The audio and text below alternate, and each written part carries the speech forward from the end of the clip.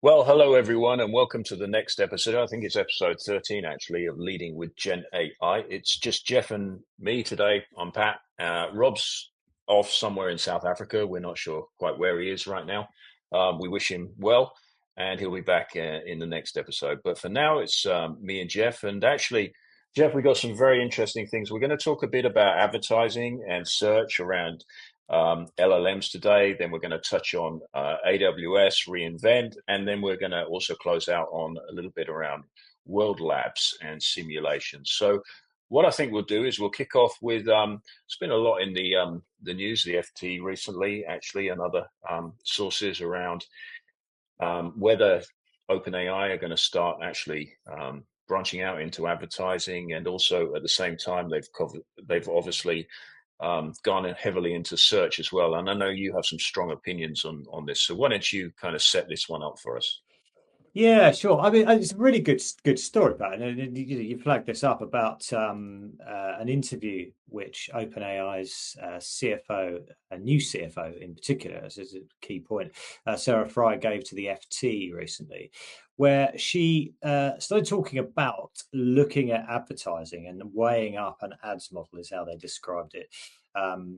And sort of be hinting at that was a route they're going to go down. And then she kind of rode back on this, from what I can see, fairly quickly afterwards, because Sam Altman's been very, very clear about this in the past. He really doesn't like ads. He thinks it's a horrible experience. He doesn't think users like it. And I think there was some quote he gave where he said something like it was, if we really, really had to, we would do ads, but he doesn't really, really want to. But I thought this was really, really interesting because, how much, I mean, OpenAI has now got to ChatGPT is like 250 million, 300 million users, something like that, at $20 a pop, and that's active users, so that's not necessarily people paying. And it's thought they might turn over about 4 billion, but they're still burning through cash. And everything's saying it's going to cost an absolute fortune to train like a GPT-5 class model as well, like billions of dollars to train that kind of model. So they've got to find a way to get the kind of money in. And you sort of look at it and you think, if you look at Search GPT, you look at Chat GPT, most people now use this, or many people I talk to, and I certainly do myself, is you use it as a default place to go and search for information, to go and look things up. So it's a kind of natural thing. And I think what's very clear, and I'm doing a piece of work for a client at the moment, they're in this sort of consumer B2C space. So they're very interested in search and top of funnel traffic coming into their website. And what I'm looking at with them is, what does the future of search mean for them? Because the one thing we can say for certain is Google's dominance is going to soon be over. I think you're going to see a fragmentation in the market where people's search experience now is going to go into a Chat GPT, into a Microsoft Copilot, into Claude when they add that feature in as well, and so on. So it's going to kind of, all your search requirements will get spread out to these different types of tools. You've also got these other experiences coming through as well, like Apple Intelligence, upgraded Alexa, and all of those kind of things, where I'm just going to say, I'm trying to book a trip here. I want to buy this type of item. You're gonna ask the question in a different way than you would from Google today. So a lot of that's going to sit in somewhere like ChatGPT. And you kind of think, well, why wouldn't you take on paid search? And I've been looking at the numbers on this recently, and it's absolutely mind blowing. So Google's search business, just their search business last year, did something like 175 billion in revenue. 175 billion in revenue. So if you do the maths on that, if it's correct that OpenAI's burn rate is about 5 billion a year, they just need to land about 3.5% of Google's search business in order to pay their bills. So why wouldn't you? And as we know with OpenAI, they keep having to do fundraisers because they keep pursuing towards this vision of artificial general intelligence, and they need more money. So arguably, then, if you got to 7% of Google's search business, and you then raised, that's 10 billion, you've covered your cost, and you've got another 5 billion to go and spend on pursuing AGI. To me, if I was Sarah Fryer as their new CFO, I'd be like, why wouldn't you? This is a no-brainer. I mean, but maybe that's me, Pat, oversimplifying that. Yeah, I can see the point from the financial perspective. The other interesting thing, though, from a user perspective, is that when you actually use ChatGPT search and then you go back and you try and do a similar thing in Google, it's only then you realize all the rubbish and garbage that you're faced with when you do a Google search. I mean, you get, all of these sponsored links and all of that. Whereas with the ChatGPT search, you get a very clean, kind of crisp, usually you get the correct answer. So, and I think that I remember seeing an interview with Sam Altman recently where he was talking about this kind of clean search experience. So I don't know how they would architect in ads into that, or whether they would just, maybe bump up the subscription fees. I'd rather personally pay an increase in subscription than have to look at ads every time I go and do a search on Mm, something. And mm. but I guess it's going to be slightly different for different types of people. Yeah, and I think it's a really interesting point you made there, Pat. And I think this is kind of what Sam Altman's trying to get to, isn't it? He's trying to say we don't want to just stuff people's screens full of ads and that kind of stuff. And there's people Mm, like yourself, as you say, you'd rather not see loads of ads. So there's got to be a way there where you can have like curated partnerships. So say, for example, I'm searching for a car, and one of the things that's really interesting with the future of search is about this is rather than being search terms, it's now intent. Yeah. So if you think about what you do when you talk to ChatGPT or any other AI assistant, you describe in quite a bit of detail what you're trying to do. So you might say, I need to buy a new car. I don't want electric. I want a hybrid. It needs to have this many seats. You describe it in a lot more detail about what you're trying to do. So for me personally, if then my AI assistant directed me to a shortlist or showed me a shortlist of car manufacturers and types that met the detail of what I described, and if I clicked on one of those, I then went to that manufacturer's website and it landed me in the place where it was that particular vehicle we're talking about that kind of met my needs. And there was a fee that got paid for that, like an SEM, search engine marketing fee. I'd be okay with that, I think. Um, so because it just feels like it's like responsible. I'm not just getting like spammed with loads of adverts. The AI assistant's actually done a job and it's properly matched something up, and the car manufacturer's paid some money because he wants to, if there's a choice of three, they want to be the top one on the list. And maybe there's going to be greater preferences around this, as you say. Maybe it'll be, you say, actually, do you know what, I'm happy to pay 50 bucks a month for my ChatGPT subscription, but I want complete transparency. I want to see no ads, and I don't want any paid links or anything like that. And maybe this is what we're going to see come in this realm now, is that at the moment you just get Google one way and it's got paid ads in there, and that's what's happening. Maybe in the future there's multiple different ways depending on how much you pay for it. yeah.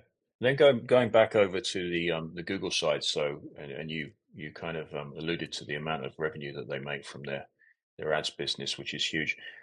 I also think that, but that's probably going to come under attack, obviously. But I also think they're sitting on a gold mine in terms of Google DeepMind and all of the different, AlphaFold, AlphaChip, this new Google weather forecasting capabilities. I think that at some point they're going to start monetizing all of those kind of capabilities for pharmaceutical industry or for chip industry or whatever.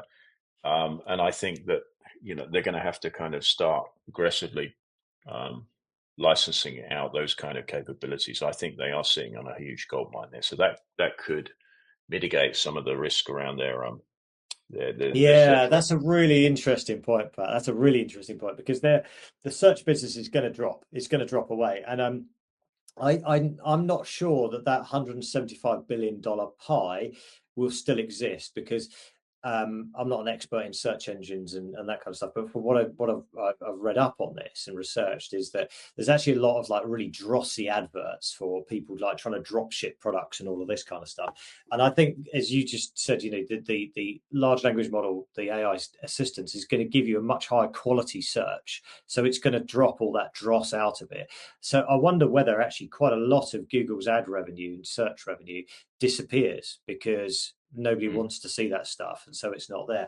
And then to your point, this is really interesting, isn't it? It's like the Eastman Kodak problem that Google's going to have. Their core revenue drops. What do? Well, in the same way that Kodak still exists today, it's just got a great big patent bank that it licenses out. And there's no doubt at all Google is an incredible research engine, and Mm. um, what they've done with Notebook LM, for example. They brought that out. They created the transformer paper that led to where we are today with GenAI, all of this kind of stuff, and they're giving it away for free effectively. So why wouldn't they try and monetize that? So, but in terms of search and advertisements, what about voice? So, if more and more people start using ChatGPT voice, how do you how do you actually display ads? Yeah, no, How do exactly. you handle Yeah, how do you do that? And I think this comes back to, as we were just talking about, that kind of paid partnerships thing. So it might be Yeah, that I use like a next gen Siri, Alexa, ChatGPT advanced voice mode. So I'm having a conversation saying, let me take the car manufacturer thing again. I need a vehicle to do this, and I get into a Q&A, and I'm still in my AI assistant at this point, and it's asking me, okay, Jeff, well, how many seats do you need? How much luggage do you need? What are you going to use it for? Ask me a series of questions to refine my needs and what I want. And then it says, well, do you know, Jeff, based on what you've said to me, there's 3 manufacturers that I know that could help you with this. And it's this one, this one, and this one. Would you want to talk to them? And maybe that's the point then, where there's like a kind of, it's like the GPT store. What it could be like a GPT store, but it's like a voice activation thing, is that then I get passed through to the voice assistant for that manufacturer. So I don't speak to an agent in a contact center. I'm speaking to a voice assistant. It's got a different voice, so I know it's different. And then I have a conversation with said car manufacturer going, right, so I hear you might have something that's suitable for me. Well, tell me about it. And then they start telling me about it. Maybe that's how that link kind of works. yeah. Okay, so I could try that out on the new Jaguar, or should we stay away from Jaguar? Everyone, Yeah, let's yeah, stay away very from true. that Yeah. one. Explain your brand to me and why I'd be interested in it. Yeah. Okay, yeah. Any more thoughts on search and ads there, Jeff, or we move The on to only the thing, just next to one? close it from my perspective, would be just to say we don't yet know how this is all going to play out, but it is probably the biggest change that we will have had in web search since Google came along and took over as its dominance. Pat, you're old enough to Mm. remember, the same as I am, Alta Vista and Ask Jeeves and all those kind of things. Yeah, no one wants to go back to that. But so this is about to change quite dramatically our whole searching experience. And we just know it's going to change, but I think it's really exciting to see how it's going to look in the future. So watch this space.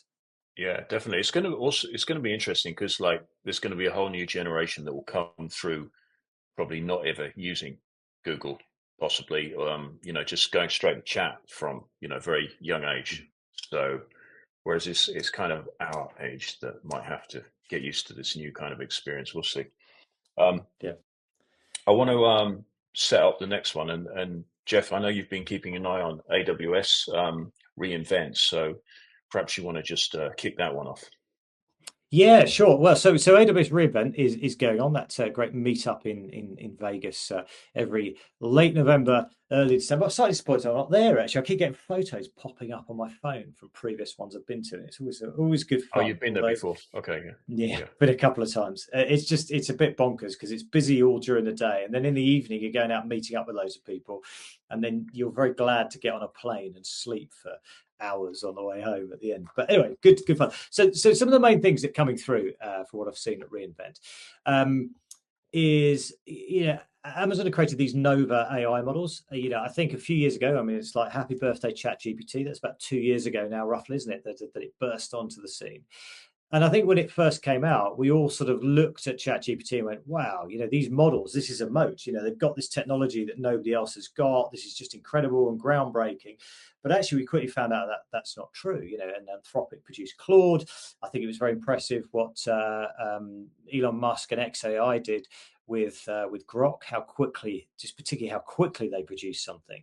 And these models, people, just keep producing these new models. So Amazon's now got their own models, which is a family called Nova, and they are kind of GPT-4 class models. They've got a Micro, a Lite, a Pro, and a Premier. So they're for different types of tasks. And they've also got some really cool video generation kit as well. And I think the feeling I get with Amazon, and actually let me cover the Trainium piece and then sort of cover that point off. So they've also pushing really hard on these Trainium chips. These are nothing new. They've had these for some time. They're now into the third generation of Trainium. And as is always with Amazon, they're always reducing the price of things as well. So their pitch is it's about, I think it's something like 30 to 40% better price compared to using NVIDIA GPUs. Which is quite significant, isn't it, when you think of the cost of training a model. And one of the things that really stood out here as well that people have commented on in particular is that Apple have talked about how they're using it, using Trainium 2 for training their own AI models. And the people were making the point that Apple doesn't normally credit what kind of technology they're using for that sort of thing. As well.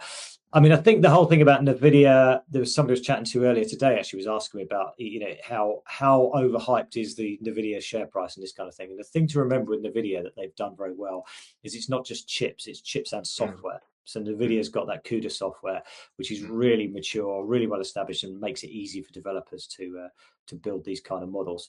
So with that kind of Trainium and these Nova models, I think what Amazon are trying to make a play for is that they will be a major AI infrastructure player. So if you're building stuff, you're building applications, technologies, whether you're adding AI into your existing SaaS application, for example, or you're building something from scratch, Amazon's a home for you, and they've got models ready to go, and they're always very, very good at all this stuff. From my experience of working with them. So that's some of the stuff that came through, and then also this project Rainier that they're building as well. So they put an investment into Anthropic. I think that was announced last week, wasn't it? And they're now building one of the world's largest AI supercomputers. And one of the key points about this one is rather than it all being in one location, it's actually spread over multiple locations. And they've done something very clever about to ensure there's low latency connections between the different data centers where this supercomputer is all running from. And it's they're doing that in partnership with Anthropic to build that kind of thing out. So I guess the headline is from Amazon. I haven't seen anything absolutely groundbreaking that nobody else has done before. It's not like they've created a Chat GPT or a Sora or a Midjourney or something like that. But they're just showing that they're definitely a credible place to come to if you want to build AI solutions. Amazon's a good home to go to. That was sort of my takeaway from it all. So they've already got thousands of big clients on their platform that will get exposure to this new Nova capability, start building on that, and then I guess they also have these programs where startups can get on the platform as well and probably build things pretty quickly. So I think it's an interesting play, and I think it's good for the whole industry. Basically, the more of these kind of models are out there, the more choice, the more innovation. I think it's great for Yeah, it is. you don't Yeah, want to have it. you're absolutely. Yeah, go on, please.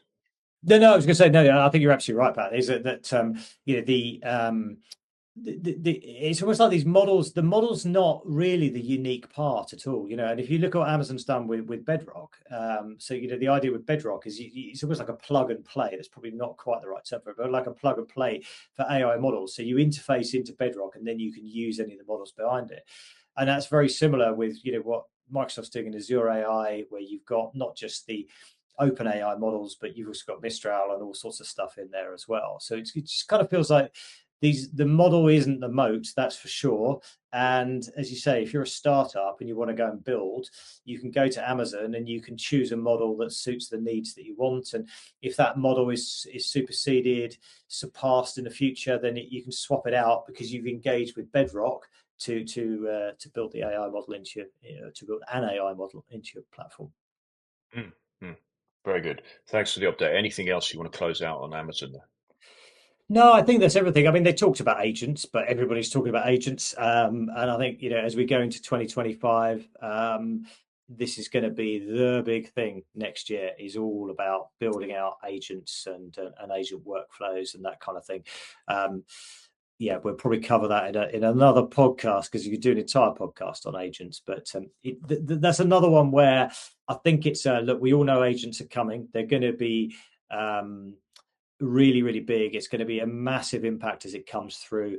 I don't think it's quite as binary as people talk about it. I think there's a lot of granularity. There's going to be lots of different types of agents. There's going to be a lot of debate about is that or isn't it an agent? Is it an RPA, a robotic process automation? All of this kind of stuff. But Amazon's showing that they definitely got something they bring to the game in agents as well. Very good. Hey, let's move on to the third item on the docket, and that was around these World Labs. Now, World Labs is this startup company that was started by Dr. Feifei Li. I think she was one of the leading lights around image recognition, maybe out of Stanford, and some other geniuses as well. And they attracted a lot of investment recently. And what they're doing is building out this capability to actually I think it's around spatial intelligence. So you can actually get the AIs to understand a lot more about the physics of the natural world and the environment. So it can start interpreting, and then you can start doing really, really interesting different use cases with it. And they came out with a paper a while ago, and that was interesting. But recently, I think this week, they've come out with a kind of demo on their website, their worldlabs.ai website, where actually showing that you can upload like an image or a picture, and then what the World Labs engine does is actually generates a simulation of a 360-degree simulation of what's going on all around that 2D image. And I think there's all kinds of really interesting opportunities around this, because if you think about the kind of capabilities we've seen over the last couple of years, or 2-3 years, maybe in terms of image and video and text, they've all been incredible and they've had a big impact. But I think this spatial thing is going to be the next big thing. And Jeff, I'd like to hear your opinion on this. Yeah, I mean, you're probably more an expert on this than I am, actually, Pat. But I think what's interesting about it is the way that it will allow AI models, not just large language model, but AI and AI agents and that sort of stuff, to engage better with the world and understand, as you talk about this spatial intelligence, it allows it to understand the world around it. And I think we sort of forget that sometimes when you're chatting with a chat GPT or an AI assistant, you feel like it's another human sometimes, you're talking to, and you don't realize it just doesn't have the same kind of visual awareness that you do. And I'm sure you've done this, Pat. You can take a screenshot of something and go, interpret that for me. What does this error message mean? What do I do with this? And what's in this picture? But it doesn't understand spatially what everything is. And I think this is the interesting thing behind this technology, isn't it? Is what they're saying is that it will allow robots to better understand the environment they're in and the position of things and that sort of stuff. And I don't know if this is something that their technology will lead into, but something I find quite fascinating is that this weird thing, which we don't talk about enough, that if you think about how a large language model works and how they're trained on enormous amounts of data. You give it like 100,000 examples of something, and then it learns what that means and then can do something with that. Well, my children, I didn't need to give them 100,000 examples of how fire might burn you for them to learn that you don't go and stick your fingers in fires. They've heard me say it to them. They felt the warmth or the heat enough. So there's this real nuance in human intelligence around the world that we live in. And you look at, human babies and how they learn things. You look at even, adults, how we learn when we go to a new environment. We very quickly can understand, you go and stay in a new hotel resort. Rob's sunning himself in South Africa right now. Within a couple of days, he would have found his way around the resort he's staying in and know exactly how to get around it. And we're very good at doing that stuff. So I think this spatial intelligence is really interesting as a next move on for AI models, is about their understanding of the world around us. Because we hear a lot about there being a shortage of data, that AI models have been trained on all the publicly available data that's there. But actually, imagine if it can get into this kind of computer vision, it could start to understand more about the environment it's in, and then make decisions about the environment it's in. And I sense that what Feifei Li's and World Labs have done here is going to be essential to agents. And just come back to that point I just made a second ago. Agents aren't a binary thing. It's not an agent or not an agent. There's going to be lots of different grades and types of agents. And I think to your point, actually, you're making it, Pat, is that an agent could be using this kind of technology, could understand let's give an example, and that's something you know very well, right? So you've got, say, a warehouse or a factory site, and you've got drones that can be deployed under an agent control to go and do certain tasks around that factory site. This kind of spatial intelligence would allow the agent to understand where it needs to send the drone to, what that is, and what hazards there might be on the way, what boundaries it's got to overcome, and that sort of thing. Today, I'm rambling away here, Pat, but that's No, no. just my thoughts on it. Yeah, that's a great one. The other one that springs to mind, of course, what's going to happen is that they're going to eventually, when they release this or the first one, lots of other people will do the discovery for them, which will then feed back into their own, development process. That's the way it's been with a lot of these releases of AI, where the early testers, they get on the YouTube, they start sharing their ideas, and then everyone builds on top of that, of course. But Yeah. what sprung to my mind around this World Labs demo was, say, you could kind of, you take a photo of a 2D, you got a 2D photo of, say, an architectural drawing or schematic of a warehouse with all the drones. You upload that, and then the World Labs engine reimagines the whole kind of environment around that 3D environment. So that could be pretty powerful tool, and it could actually start impacting. Well, we already have a lot of simulation tools, CAD cams, these kind of things. So there could be some interesting shifts around that as well.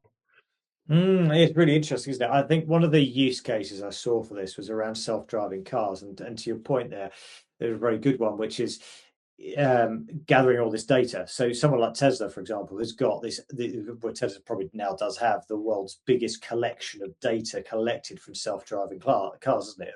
Of all the images of people driving along roads. I guess this kind of technology, you could take an image looking down a road and apply it, and then it could, from that, infer what might be around the corner, how far an object might be sticking into the road, because it would be able to model what it is and that kind of thing, rather than just seeing it as a sort of flat 2D kind of image. So yeah, it's super interesting, isn't it? I mean, it's just what a time to be alive with all of these new Mm. technologies coming through. Yeah, especially I think at some point soon we're going to get a lot more self-learning um, AIs as well, aren't we? So they're actually um, the AIs will start generating a lot of these new extended capabilities themselves, and then the human hopefully is somewhere up here orchestrating what's going on. So it's going to, I think 2025 is going to be crazy, crazy interesting. Yeah, it is. I mean, what a fascinating thing to get into is going to be, Mm. yeah, what we've seen come through this year. I think probably one of the most remarkable things for me that I've seen this year has been. I remember, I don't know, 9 months ago, the way that you had all of those prompt cheat sheets and stuff that you had to put into large language models to get them to do things like a ChatGPT, to do things that you wanted it to do. And now you can pretty much just chuck something in there and it comes out with something that's good enough, and it's just incredible, isn't it? And the Mm. quality of the images that the mid journeys and so on can create now. In ChatGPT advanced voice mode. Do you remember when they did that demo of it? We've got advanced voice mode now, but we don't Mm. have that recognition. That should come through next year as well, where it started, you saw those demos, it said, oh, I see you're wearing a hat, or whatever the example was in the demo videos they did. That kind of awareness is going to be quite something, isn't it? To think, Mm. and this probably ties together with this technology, and so I think it's a really good talking point, is your voice mode and your voice assistant you're talking to. And if you link this back actually to the search thing, Pat, we started about when we were talking about, as you said, what about using voice? And you're absolutely right. So you're going to use voice, but what if you use video? Yeah. So you basically you would come back to the car manufacturer, right? So you go out onto your drive and you do a video chat through your phone with your AI assistant, and you say, this is my current car, this is what I like about it, and you open the doors and you show it. I like the space in the back here, I like this bit, I like that bit, the size of the boot is good, and this kind of stuff.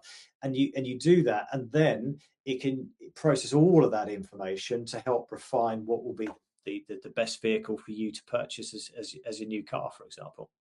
Yeah, fascinating. As you were a bit nostalgic there, Jeff, for 2024, I thought I would just have a little go at that. And for me, there was this really interesting period. I think it was the start of the autumn or the fall, where within a very short space of time, we got um, voice from ChatGPT, certainly into the paid subscription model. Then we had Canvas, ChatGPT Canvas. Then we had Notebook, Google Notebook LM, all in the space of a few weeks. And, all of a sudden, our capabilities were, 5x what they were at the beginning of the year. And using all of those things in combination with other tools and just weaving them into our general day-to-day workflows. That, for me, was a special time. Mhm. Yeah, yeah. No, I completely agree. It's and in fact, actually, we'll put this in the show notes. There's a really cool podcast I was listening to. The irony here, I was listening to a podcast about a podcast. So Professor Hannah Fry, she does a podcast for Google, the Google DeepMind podcast, and she did one with the Notebook LM team. And if you haven't listened to it, you need to listen to that because it is fantastic. And they describe in there some of the things they've got coming, and on their roadmap, I think they've done an internal demo of it by the sounds of things, but on their roadmap is you're going to be able to ask questions of the podcast host in real time. And it basically, apparently it goes, oh, we have a question from a caller. And then you can ask your question and it will take that and put that into the podcast. And I think as a future of learning, this is just a fascinating way. And I think we probably talked about it before here, but the idea that you've got boring corporate training materials about important subjects, safety, risk, all of that kind of stuff. You've got to learn it, and you're going to get given, for all of us who worked for large companies, when you get given those multiple choice quizzes you've got to do, and you get chased up by HR if you've not done them. One of those learning methods that you'll now be able to have is a podcast created just for you with your type of learning style that's in there to learn about all of these key, anti-money laundering, safety, all of that kind of stuff. Yeah, I think it was Stephen Johnson. Because he was the author who joined Google as their head of Notebook or something. That was I saw that discussion with Hannah Fry. It was really good that you pulled that one off. Yeah, brilliant. Well, what an interesting set of conversations we've had today, Jeff. Anything else on your mind, or should we close it out? No, I think we're all good, and hopefully Rob hasn't been eaten by a lion, and we'll see him in a week or so's time. We will. We wish him well. So, Jeff, I want to close this out and say thank you very much, as always, for your fantastic insights. And what we'll do is we'll be back in a couple of weeks with Rob. Maybe we'll also have a special guest as well. So, from the team at Leading with GenAI, we wish you a very, very successful week, and we'll be back soon. So, thanks, Jeff. Good stuff. Thank you.